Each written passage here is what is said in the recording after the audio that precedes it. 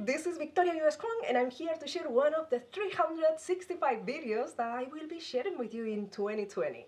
So if you have not subscribed yet, make sure to click that button so that you receive all the love. And today I want to just build up on what I was sharing yesterday, how I love my connection with you, and at the same time I needed a connection with people that is right here, right now, that I could hug and have just in my community.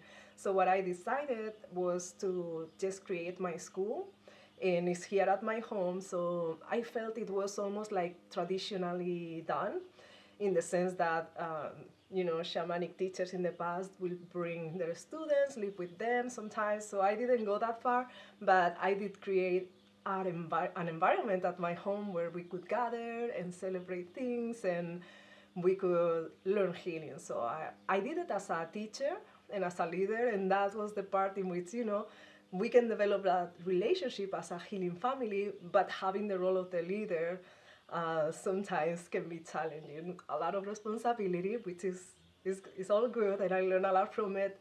But with these videos, I just feel that I can be more free, it's just you and I here, and I don't know. I feel that I need this so much to express myself. Because when you are mentoring others, it's like, who are you going to talk with, right, about your things? You are the leader. So even though I do my best to be transparent, and sometimes I cry in front of my students and things like that, it's still, I just needed this connection with you. So that is, I don't know, something different. So yeah, my community, my students are my healing family. I love them so much and have brought so much precious moments to my life. I always keep thinking, if we could do that intentional communities so that it could be something more on a regular basis, because sometimes what happens is that they might come for a year and then the course finishes and then there is no more relationship in person as much. So I really love the in-person relationship and the expanded family. So I'm still, if you have seen my previous videos, you might know about my desire of building an intentional community. I know it's a big step, and a lot of people is not ready for it. So my husband and I were at it for like, I don't know, 2 or 3 years, and we built a group of like 10 people each time. But finally people was not ready to leave their home or leave their 9 to 5, and finally it was just he and I. So finally it did not happen. So I wanted to share also, my goodness, so I've been for 1 week without my cell phone.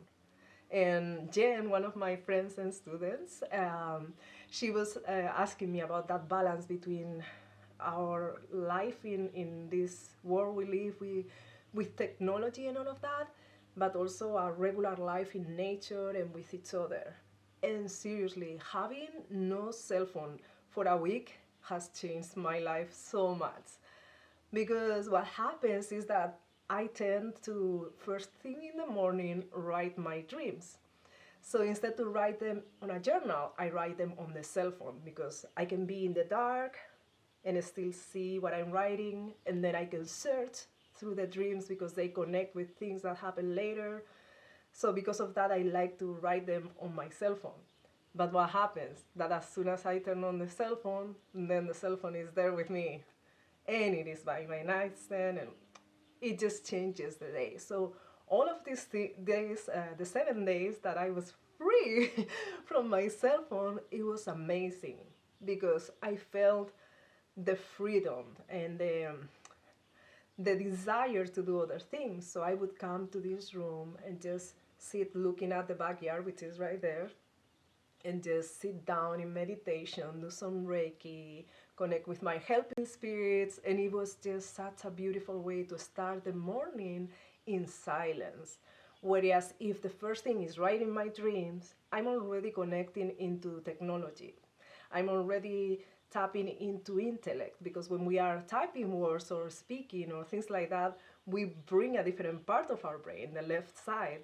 Whereas if we just feel, maybe see images in our minds, all of that is right brain.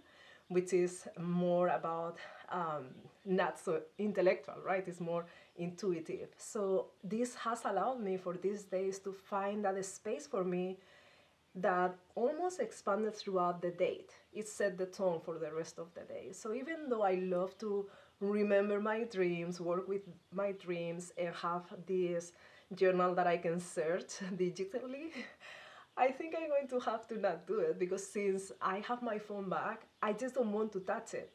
It's like, oh, go away because once it is with me, I feel that, oh, I need to check with my friends on Facebook, I need to check with my friends on Instagram, on YouTube, and then I'm there, and sometimes my husband might be by my side driving or something, and I'm there. I am serious about this. I felt so happy, so much so that I'm considering just not having a cell phone and not only using it maybe when I'm traveling. So I still can make calls, which is great, from my computer. So why would I need a cell phone, right? One of the things that I missed is to talk with my family in Spain because we talk through WhatsApp. And I don't think we can put WhatsApp on the computer. But if you know a way, please let me know in the comments. And then another thing is I have a group of Marco Polo, which is a lot of fun with some of my colleagues, and I also couldn't take that. So those are the only two things that I felt a little bad about, but I felt so much freedom. So I know it might be hard, but this is one of the things I really recommend to recover your freedom because otherwise it's like we take it everywhere. Like you can put the alarm there to wake up in the morning, you can put the GPS, you put the music, it's like the email, everything is there. So it's like so convenient that it becomes like part of ourselves. On the other hand, of course, technology is amazing and I love technology. I love my iPhone and everything. At the same time, I'm not sure I know how to balance it. Like, I'm super passionate about things, and when I get into something, I go all the way. So, how are you doing with this? What are your recommendations? How are you able to balance it, or are you more like hands off with these things? Tell me about it. I'm excited to hear from you and see how you feel about this. All right, so have a beautiful, beautiful day. Bye.